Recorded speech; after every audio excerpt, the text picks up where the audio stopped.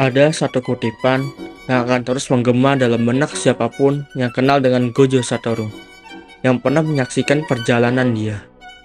Di antara langit dan bumi, akulah yang terkuat. Ucapan yang penuh dengan percaya diri, yang membuat dirinya tampak seperti dewa di dunia manusia.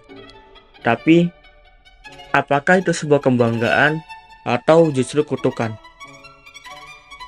Gojo adalah simbol kekuatan absolut. Seorang penyihir yang tidak tertandingi, seorang manusia yang disebut tak bisa disentuh oleh siapapun, bahkan oleh kematian, sampai waktu itu datang. Namun, di balik itu semua, ada satu pertanyaan dari Suguru Geto, sahabatnya yang kemudian menjadi musuhnya, yang membelah jiwanya menjadi dua. Apakah kau yang terkuat karena kau Gojo Satoru, atau kau menjadi Gojo Satoru karena kau yang terkuat? Ini bukan sekedar pertanyaan biasa. Ini adalah keraguan yang dilemparkan pada jati diri Gojo. Sebuah pertanyaan eksistensial yang menghantui semua orang yang pernah merasa ditakdirkan menjadi sesuatu. Apakah Gojo menjadi siapapun jika bukan karena kekuatannya? Sejak kecil, Gojo dia sudah tahu dia itu berbeda.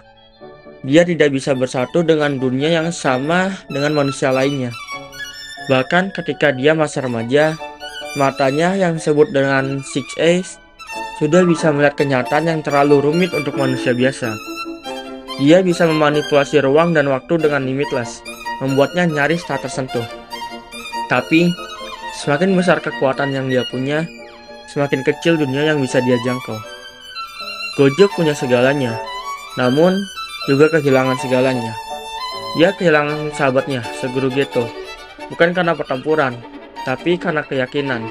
Keyakinan bahwa dunia ini busuk, dan hanya bisa dibersihkan dengan cara yang kejam. Dan Gojo, dia hanya bisa berdiri di antara tidak bisa menyelamatkan Suguru, tidak bisa menyelamatkan anak-anak yang pernah dia ajar, tidak bisa menyelamatkan dunia yang terlalu rapuh untuk diandalkan. Karakter Gojo adalah refleksi dari pertanyaan lama tentang kekuatan dan moralitas.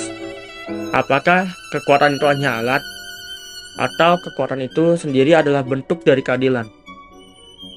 Gojo berusaha menjadi mentor yang baik. Ia mengajarkan Yuji, Megumi, dan Nobara untuk tumbuh bukan hanya sebagai penyihir, tapi sebagai manusia. Namun ironisnya, dialah yang paling tidak pernah dianggap manusia. Gojo bukanlah tokoh protagonis yang ideal. Ia arogan, ia flamboyan, tapi juga sangat manusia. Karena di balik senyuman lebarnya dan gaya nyentriknya, dia hanya ingin satu hal. Sebuah dunia di mana anak-anak tidak perlu mati demi orang dewasa yang korup. Dan ketika akhirnya dia jatuh, ketika yang terkuat akhirnya dikalahkan, kita semua sadar satu hal.